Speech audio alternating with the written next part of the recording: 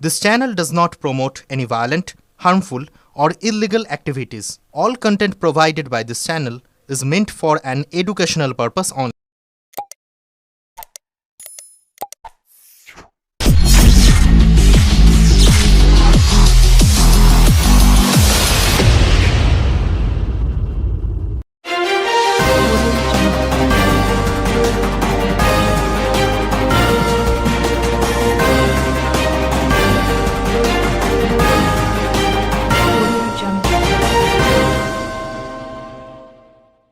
বাবার বকাবকিতে বেরিয়ে এসেছিল বছর ২৬-এর মেয়ে মিতা। বাড়ি হরিদেবপুর থানার ডায়মন্ড হারবারে। বাবা গোপাল চক্রবর্তী পুজো করে সংসার চালান। দাদা তাপস টোটো চালিয়ে চলছিল সংসার। বোন মিতা মানসিক সমস্যা ছিল তার। বাড়িতে অশান্তি থেকে রাগারাগি। বাবার কথায় রাগ করে বাড়ি ছাড়ে সে। চলতি বছরে গত ২১শে ফেব্রুয়ারি মাসে বাড়ি থেকে ধনিয়াখালী চলে আসে। সন্দেহে বসে পুলিশ উদ্ধার করে চুঁচুড়া ইমামবাড়া জেলা হাসপাতালে ভর্তি করে। তারপর থেকে এই ৩ মাস হাসপাতালে ছিল মিতা। দীর্ঘ ২ মাস হয়ে গেল কারোর সঙ্গে কথা বলছিল না মেয়েটি। তাকে কোনো চিকিৎসাও করা যাচ্ছিল না। সেই সময় ত্রাতা হয়ে আসেন এক শিক্ষিকা শুভ্রা ভট্টাচার্য। তিনি একাধারে শিক্ষিকা ও সমাজকর্মী। বহু ঘরছাড়া মানুষকে ঘরে ফিরিয়েছেন। তিনি একটি সংস্থা চালান। হাসপাতালে দুস্থ মানুষদের জন্য খাবার ও বস্ত্রের ব্যবস্থা করেন। সেই সুবাদে হাসপাতালের মেয়েটিকে দেখতে পান এক নার্সের সহযোগিতায়। মেয়েটির সঙ্গে কথা বলতে চান, কিন্তু কোনো কথাই বলতে চায় না মেয়েটি। এমনকি তার নাম, বাড়ির ঠিকানা জানাতে আগ্রহী ছিল না। এমনকি ওষুধও খাচ্ছিল না। কিন্তু শিক্ষিকা শুভ্রা হাল ছাড়তে নারাজ। তিনি রেগুলারই মেয়েটির সঙ্গে কথা বলতেন। তাতেই বিশ্বাস অর্জন করেন শুভ্রা। এমনকি চিকিৎসা করার ব্যবস্থা ও ওষুধ খাওয়ানোর ব্যবস্থা করেন। কিছুটা সুস্থ হলেও বাড়ি ফিরতে চাইছিল না মেয়েটি। পরবর্তীকালে তার সঙ্গে কথা বলে জানা যায়, মেয়েটির বাড়ি ডায়মন্ড হারবারে। বাবার সঙ্গে রাগারাগি করে বেরিয়ে এসেছিল। সে যে ফিরতে চায় না আর বাড়িতে, এখানেই থাকতে চায় শুভ্রার সঙ্গে। কিন্তু অনেক কষ্টে রাজি করিয়ে পুলিশের সঙ্গে যোগাযোগ করে ফিরে যায় তার পরিবার কাছে। এতে খুশি শুভ্রা ও তার পরিবারের তরফে দাদা তাপস চক্রবর্তী বলেন, আমি খুশি ও কৃতজ্ঞ তাদের কাছে আমার বোনকে ফিরে পাওয়ার জন্য। আমার মা এমনিতেই অসুস্থ। তারপরে বোন নিরুদ্দেশ হওয়ার ফলে পুরোটাই ভেঙে পড়েছিলেন তিনি। বোন নিখোঁজ হওয়ার পর থেকে হরিদেবপুর থানা, লালবাজার সহ একাধিক জায়গায় মামলা করা হয়েছিল। এমনকি আকাশবাণীতেও প্রচারের মাধ্যমে প্রচার করেছি। বোনের আগে থেকে মানসিক অবসাদে ভুগছিল। ওষুধ দেওয়া হলেও খেত না বোন। সেই কারণে অসুখটা বেড়ে গিয়েছিল। বাড়িতে উত্তেজিত হয়ে যেত, ভাঙচুর করত, আর সেই কারণেই বকাঝকা করত বাবা। তার জন্যই ঠাকুর পুকুরের বাড়ি থেকে বেরিয়ে যায়। রাগের বশে বাবা বলায় বাড়ি থেকে বেরিয়ে আসে সে। তারপর থেকে কোনো খোঁজ পাওয়া যাচ্ছিল না তার। হাওড়া, জিআরপি, দক্ষিণেশ্বর সহ বিভিন্ন জায়গায় খোঁজাখুঁজি করেছি, কিছুতেই পাচ্ছিলাম না বোনকে। পরে শুভ্রা দেবী হরিদেবপুর থানায় ফোন করে। থানা আমাদের বাড়িতে গিয়ে যোগাযোগ করে খোঁজ পেলাম বোনের। তাই হাসপাতালে ভর্তি অবস্থায় ফিরে পেয়ে খুশি। শুভ্রা দেবী তিনি পেশায় একজন শিক্ষিকা। তিনি বহু পথচারী এবং বাড়ি থেকে বিচ্ছিন্ন হওয়া মানুষকে বাড়ি ফিরিয়েছেন। ইতিমধ্যে ৩২ জনকে বাড়ি ফিরিয়েছেন তিনি। সমাজসেবামূলক কাজের জন্য মাঝে মধ্যেই চুঁচুড়া ইমামবাড়া জেলা হাসপাতালে আসেন বিভিন্ন মুমূর্ষু রোগীকে খাবার এবং জামাকাপড় দেওয়ার জন্য। একদিন হঠাৎ দেখতে পাননি। মিতাকে জিজ্ঞাসা করেন, কিছু সারা শব্দ দিচ্ছিল না মিতা, কিন্তু কাউকে কাছে দিতে পারছিল না তিনি। সে হাসপাতালে নার্স জ্যোৎস্না ম্যাডামের সহযোগিতায় ধীরে ধীরে কথা বলার চেষ্টা করে আমি। অবশেষে পরশু রাতে বাড়ির ঠিকানা জানতে পারি আমি। এখানে হাসপাতালে কর্মীদের সহযোগিতায় ১ মাস ওষুধ খাওয়ানো হয়েছে। তারপর অনেকটাই সুস্থ হয়েছে মিতা, কিন্তু কোনোভাবেই বাড়ি যেতে চাইছিল না সে। শুধুই বলছিল, তোমাদের সঙ্গে এখানে রেখে দাও, আমি বাড়ি যাব না। পরে আমার ভালো ছেলে দেখে আমাকে বিয়ে দিয়ে দিও। ঠিকানা জানার পর আমি হরিদেবপুর থানার সঙ্গে যোগাযোগ করি। পরবর্তীকালে হ্যাম রেডিও অম্বরীশ বাবুর কাছ থেকে যোগাযোগ করে দাদার নম্বর পাই। এরপর দাদার সঙ্গে যোগাযোগ করি এবং রাতে খবর পেয়ে তারাও খুশি হয়েছে। প্রায় ৩ মাস পর মিতাকে খুঁজে পেয়ে তারাও খুশি। আমার সঙ্গে মিতা ২ মাসের মতো যোগাযোগ হয়েছে। ১ মাস ধরে মানসিক চিকিৎসা হচ্ছিল। নার্স ও হাসপাতাল কর্মীর সহযোগিতায় আমি ওষুধ খাওয়ালেও সফল। তারপর থেকে একটু একটু করে সুস্থ হয় সে। এই অল্প বয়সী মেয়েটিকে দেখে আমার মায়া হয়। তাই আমাদের সংস্থার পক্ষ থেকে চেয়েছিলাম যাতে সুস্থ করে বাড়ি ফেরানোর। টানা ২ মাস লেগে থাকার পর সোমবার সফলতা পাই। ২ ভাই বোনের মিলনে আমার চোখে জল এসেছিল। যাদের মানসিক সমস্যা নেই তাদেরকে আবার ফিরিয়ে দেওয়া। ব্যুরো রিপোর্ট, আমার কলকাতা নিউজ। 32তম সাফল্য আমার জীবনের, এটা একটা ভালো দিন। মানে আজকে কাল থেকে আমি কি আনন্দে আছি শুনুন। এখানে হসপিটালে আমি এখানে কিছু আমার কুর্সি আছে, তাদের আমি প্রায়শই খাওয়াতে আসি, অনেকগুলো মানুষ আছে, তাদের খাওয়াতে হয়তো খাবার দাবার জামা কাপড় দিতে আসি।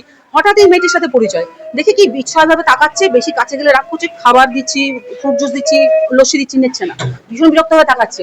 তখনই আমার মনে হয়েছিল কিছু সমস্যা, কিন্তু যে ওকে কি মানসিক সমস্যা। ম্যাডামকে বললাম হসপিটালে, ম্যাডাম ওকে একটু মানসিক ট্রিটমেন্ট করলে হয়তো সুস্থ হবে, আর সুস্থ হলেও হয়তো ওকে আমরা বাড়ি পাঠাতে পারবো। ম্যাডাম প্রচুর, এখানে জ্যোৎস্না ম্যাডাম হসপিটালের নার্স, আমাদের অন্তর্বীক্ষণেরই উনি একজন সহকর্মী, অসম্ভব সাহায্য করেছেন। উনি চেষ্টা করেছেন, আমরাও বারবার ওর সঙ্গে ইন্টারাকশন করেছি, করে অবশেষে পরশু রাতে ওর বাড়ির ঠিকানা জানতে পেরেছি। এতদিন মানে প্রায় 2 মাস ধরে চেষ্টা করেছি যে বাড়ির ঠিকানা, কিন্তু বলতেই পারে না। মানসিক সম্যতা হারিয়ে ফেললে আর কি হয়, কিছুই বলে না। তো যাই হোক, সেখানে মানে বিরাট চ্যালেঞ্জিং ব্যাপার ছিল যে ওকে মানসিক সুস্থতার জন্য ওষুধ খাওয়ানোটা। কারণ এই রুগী, উনি দাদা নিজে বলেছেন ওষুধ খেতে চায় না, কিছুতেই ওষুধ খাবে না সে। তাকে অনেক চেষ্টা করে, এখানকার আয়া একজন দিদি আছেন, তিনি সাহায্য করেছেন, নার্স ম্যাডাম সাহায্য করেছেন, আমরা সকলে মিলে সাহায্য করে ওষুধটা খাওয়াতে পেরেছি। 1 মাস ওষুধ খাওয়ার পর ভালো রেসপন্স করতে শুরু হলো, একটু একটু করে স্বাভাবিক হচ্ছে, একটু করে আমাদের তাকাচ্ছে, কাছাকাছি আসছে। তারপরে এখানে আসলাম যখন, বলতো আমি বাড়ি যাবো না, আমাকে একটা হোমে পাঠিয়ে দাও, আমি বিয়ে করবো, একটা ভালো ছেলে দেখে বিয়ে দিয়ে দাও, বাড়ি আমি যাবো না। কেন? কোনো কথা বলতো না, মুখটা গোমচ করে বসে থাকতো। যাই হোক, অবশেষে বাড়ির ঠিকানা দিল। আমরা বাড়ির সঙ্গে থানায় প্রথম আমি ফার্স্টে যোগাযোগ করি, হলদিপুর থানায় যোগাযোগ করি। সেখানকার অফিসার বড়বাবু আমাদের ফোন ধরে সমস্ত ডিটেল নিলেন, আমারও ডিটেল নিলেন, নিয়ে বললেন ঠিক আছে, চেষ্টা করছি। তারপরে ইতিমধ্যে আমি ওখান থেকে আর কোনো ফোন পাইনি থানা থেকে। আমি আমাদের হ্যাম রেডিও অম্বরীশ বাবু নাগ মহাশয় আছেন, আমাকে বহুবার এর আগে সাহায্য করেছেন, ওনার মাধ্যমে আমি বহু মানুষকে দূর দূরান্ত অন্য রাজ্যেও পাঠিয়েছি। তো অম্বরীশ বাবু আমাকে ফার্স্ট ফোন করে বললেন যে আমি দাদার ফোন নাম্বার পেয়ে গেছি, আপনি ফোন নাম্বারটা নিয়ে এক্ষুনি যোগাযোগ করুন।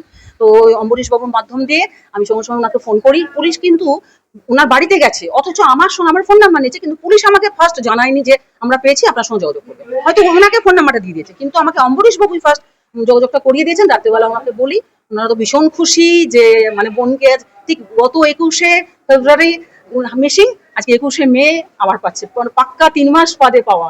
আর এইরকম কাজ কতদিন ধরে আপনার কাছে এখানে হসপিটালে শুনুন, ওই যখন ওয়ার্ডে ছিল ওরা বুঝতেই পারেনি মা, পেয়েছেন আপনি? আমি ওকে পেয়েছি এখানে প্রায় 2 মাসের মতো কাছাকাছি, এই ওয়ার্ডে প্রায় 2 মাস, 2 মাস একটু কম হবে।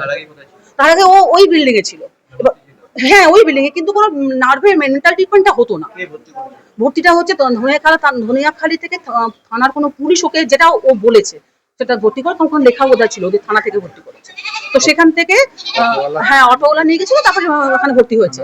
এবার ও তো কিছু বলতে পারেনি, যে এত কিছু বলছে, তো এখন বলছে পরশু থেকে বলছে। ভাবুন, মানে এতটা দিন ও ব্ল্যাঙ্ক ছিল পুরো। আপনি কি করে জানতে পারলেন যে ওখানে রয়েছে? আমি তো এখানে প্রায়শই আসি, আমার এখানে কাজই হচ্ছে, এখানে অনেকগুলো পুষ্টিকে আমরা দেখভাল করি। আমরা অন্তর্বীক্ষণের পক্ষ থেকে প্রায়শই আসি।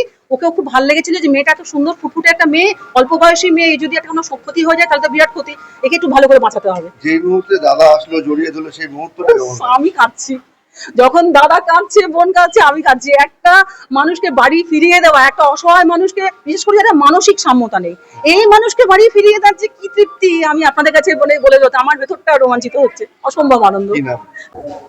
আমি এই জন্য খুব খুশি এবং খুব কৃতজ্ঞতা বোধ আপনাদের কাছে যে আপনারা আমার বোনকে পাইয়ে দিয়েছেন। অশেষ ধন্যবাদ আমার ফ্যামিলি সবার তরফ থেকে। বিশেষ করে আমার মা তো খুব যা অবস্থা ছিল, মা আগে পেশেন্ট ছিল, অপারেশন হয়েছিল, তাই বোন চলে যাওয়ার পর তো মা তো একদম সেই যায় অবস্থা। এখন মা শুনে খুব খুশি, এসে অশেষ ধন্যবাদ আপনাদের। কতদিন নিখোঁজ ছিল? আপনার ফেব্রুয়ারি 21 তারিখে মিসিং ডায়েরি করা হয়েছে হলদিপুর থানা। তো ঠাকুরপুকুর থেকে। কেন হঠাৎ বাড়ি থেকে কেন বেরিয়ে গেল? একটু সাইকোলজি প্রবলেম ছিল একটু।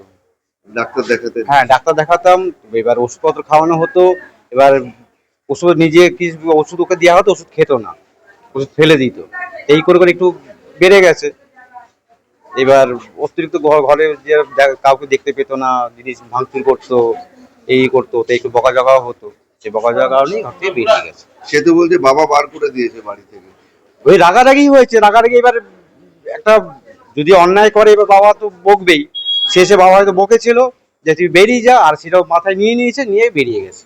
আপনি খবর পেয়েছিলেন?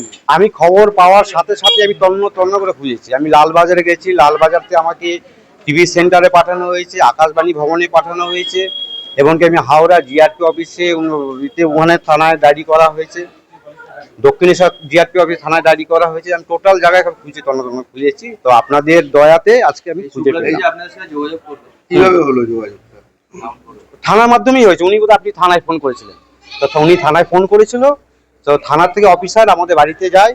তো আমরা সেই খবরটা পেয়ে আমরা ওই মাঠে ছিলাম না, সব কাজকর্মে ছিলাম। তারপর আমরা থানায় যোগাযোগ করি, থানায় যোগাযোগ করার পর তো উনার নাম্বারটা দেওয়া হয়, তারপর আমরা ওনার সাথে যোগাযোগ করি। উনি তো হঠাৎ আর কি জানতে পারে ঠিকানাটা আপনার বোনের কাছ থেকে, হ্যাঁ। তারপরে উনি যোগাযোগ করেছেন। হ্যাঁ হ্যাঁ, তারপরে জানা গেছে এখন তো বোন অনেকটাই সুস্থ। তাই দেখছি অনেকটা বেটার করে। এখন ছোট থেকে নিতে এসছে। হ্যাঁ হ্যাঁ, কোথায় নিয়ে এখন যাবেন? যাবো ঠাকুরপুকুরে। ঠাকুর হ্যাঁ, যেখান থেকে মিসিং হয়েছিল সেখানে। বাবা মা আছে? হ্যাঁ, বাবা মা।